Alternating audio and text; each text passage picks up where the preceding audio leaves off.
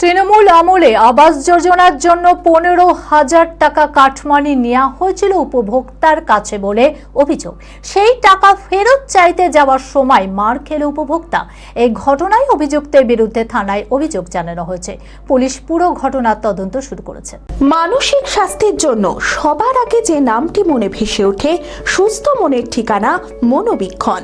যোগাযোগ নাম্বার 7477799513।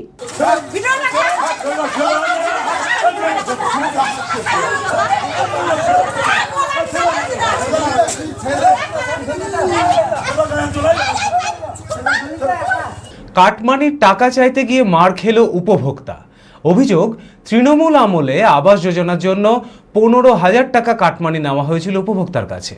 নতুন সরকার গঠন হওয়ার পরে সেই টাকা ফেরত চাইতে যাওয়ায় মার খেল উপভোক্তা। ঘটনাটি ঘটেছে বহরমপুর থানার বিহারিয়া পাড়ায়। এই ঘটনায় অভিযুক্তের বিরুদ্ধে থানায় অভিযোগ জানানো হয়েছে। পুলিশ পুরো ঘটনার তদন্ত শুরু করেছে। তৃণমূল আগেকার সরকার 3 গুন্ডা ছিল, মানে আমাদের টাকা বেরিয়েছিল 60,000 টাকা ঘরে জন্য 60,000 টাকা বেরিয়েছিল। দিয়ে ওখান থেকে তৃণমূলের গুন্ডা দিয়ে ওখান থেকে আমাদের কাছে 15,000 টাকা খেয়েছে।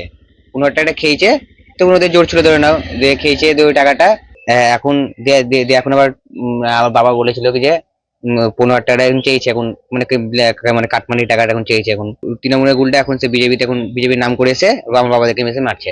আচ্ছা, কাকে 15,000 টাকাটা কে খেয়েছে? রাজু।